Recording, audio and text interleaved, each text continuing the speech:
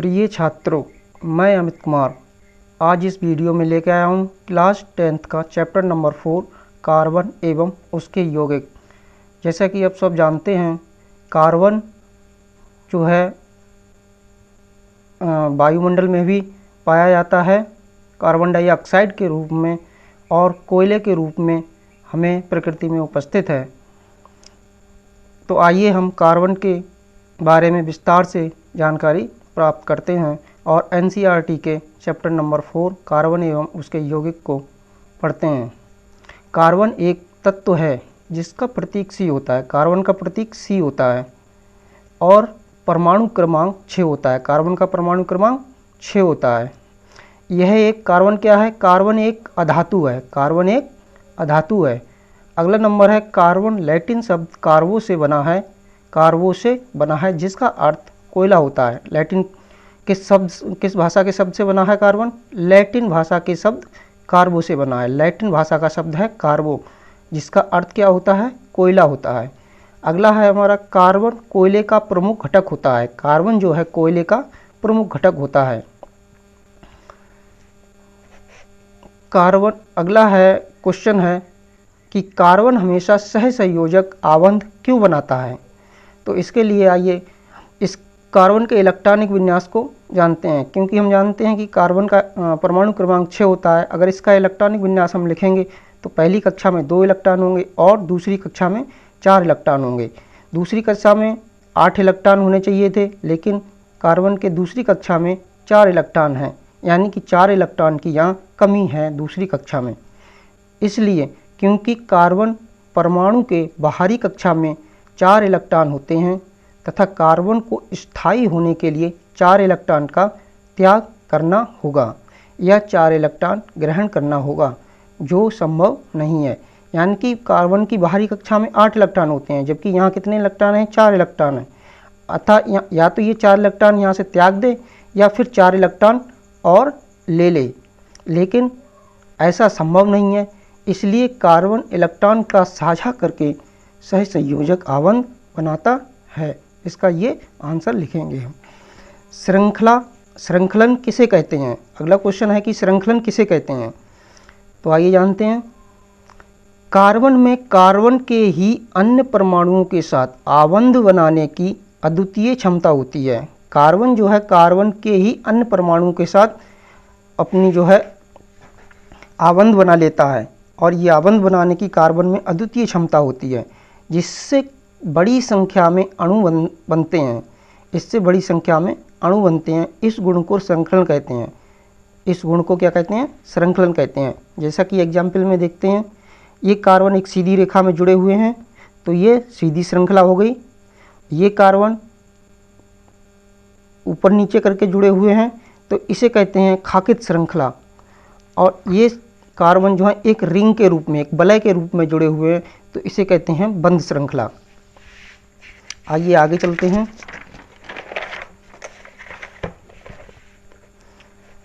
अगला है चतुसंयोजकता क्या है? चतुसंयोजकता, चतु माने 4, चतु माने 4। चतुसंयोजकता क्या है? तो इसकी डेफिनेशन है कार्बन की संयोजकता 4 होती है। कार्बन की संयोजकता कितनी होती है? 4 होती है, क्योंकि कार्बन के बाहरी कक्षा में कितने इलेक्ट्रॉन होते हैं? अगर इसका इलेक्ट्रॉनिक विन्यास देखें तो बाहरी कक्षा में 4 इलेक्ट्रॉन होते हैं, तो इसकी संयोजकता कितनी हो गई? 4 हो गई। कार्बन की संयोजकता 4 होती है, अतः इनमें कार्बन के 4 परमाणु अथवा कुछ अन्य संयोजकता तत्वों के परमाणु के साथ आबंध की क्षमता होती है। यानी कि इस 4 इसकी संयोजकता है, ये 4 अन्य परमाणुओं के साथ बॉन्डिंग कर सकता है कार्बन।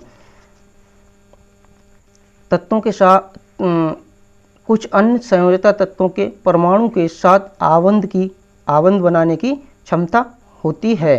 कार्बन के इस गुण धर्म को चतुसंयोजकता कहते हैं, यानी कि 4 अन्य परमाणुओं के साथ ये बॉन्डिंग कर सकता है, इसीलिए ये चतुसंयोजकता कहलाता है। एग्जाम्पल की मदद से समझेंगे। कार्बन और हाइड्रोजन के 4 एटम, कार्बन और हाइड्रोजन के 4 एटम, यानी कि एक कार्बन और हाइड्रोजन के 4 एटम लेंगे तो ये चतुसंयोजकता आपस में करेंगे। हम चित्र की मदद से समझेंगे। जैसे कि मैं आपको पुनः बना के चित्र दिखाता हूँ।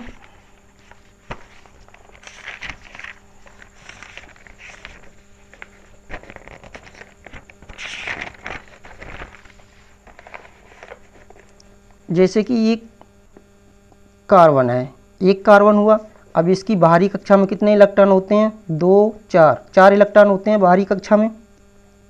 ठीक है, अब इसके 4 इलेक्ट्रॉन हैं तो चारों इलेक्ट्रॉन हम इसे, ये 1 इलेक्ट्रॉन हो गया, 2 हो गए, 3 हो गए और ये 4। अब हाइड्रोजन के कितने एटम लेंगे? 4 एटम, 1, 2, 3, 4। हाइड्रोजन का परमाणु क्रमांक 1 होता है, यानी कि हाइड्रोजन की बाहरी कक्षा में 1 इलेक्ट्रॉन, एक ही इलेक्ट्रॉन होगा, इसे ही बाहरी कक्षा बोलेंगे। तो 1 इलेक्ट्रॉन हाइड्रोजन को दे दिया, 1 1 चारों का। ठीक है, अब ये बॉन्डिंग कर लेंगे, दोनों आपस में बॉन्डिंग कर लेंगे। ठीक है, तो ये हो गई, हाइड्रोजन ने बॉन्डिंग कर ली कार्बन के 1 1 इलेक्ट्रॉन के साथ। लेकिन कार्बन को स्टेबल होने के लिए कितने चाहिए? 4 इलेक्ट्रॉन चाहिए, क्योंकि बाहरी कक्षा में 4 इलेक्ट्रॉन होते कितने हैं? 8। तो ये हाइड्रोजन 4 इलेक्ट्रॉन, 8 इलेक्ट्रॉन यहाँ से पूरा करेगा अपने। ठीक है,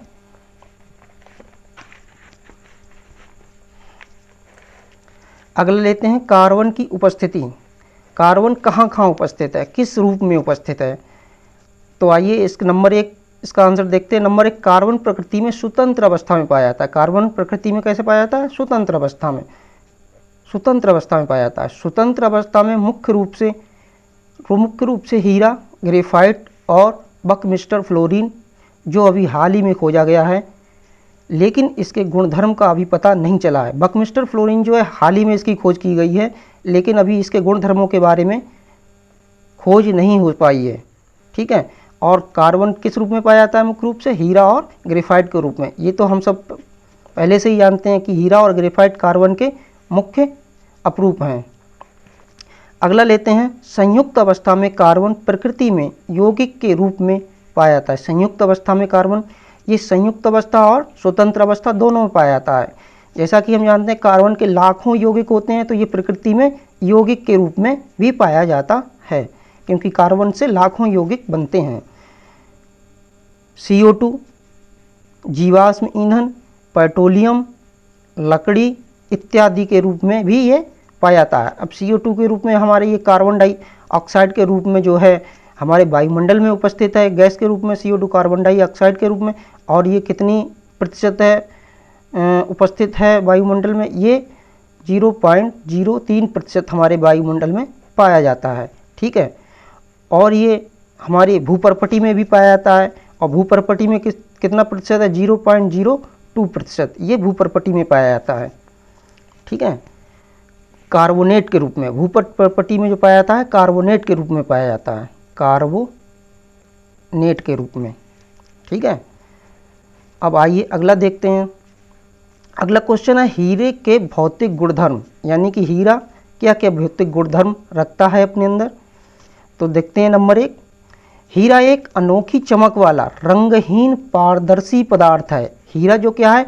बहुत चमकीला होता है। देखा होगा हीरा हमने कि हीरा बहुत चमकीला होता है।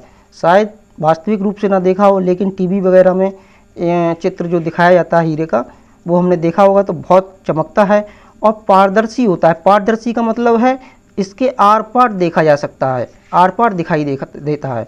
तो हीरा क्या होता है? पारदर्शी होता है।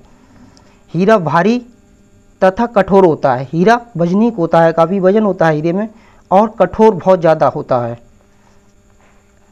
कठोर सख्त होता है। नंबर 3 अगला लेते हैं, हीरा विद्युत का चालन नहीं करता है एवं तेज गर्म करने पर जलता है और CO2 बनाता है। हीरे को अगर हम बहुत ज़्यादा गर्म करें तो ये क्या करेगा? जलने लगेगा और CO2 यानी कि कार्बन डाइऑक्साइड गैस बनेगी। हीरा विद्युत का चालन नहीं करता है, हीरे से होकर करंट प्रवाहित नहीं हो सकती है, इलेक्ट्रिक प्रवाहित नहीं हो सकती है, इसलिए ये विद्युत का चालन नहीं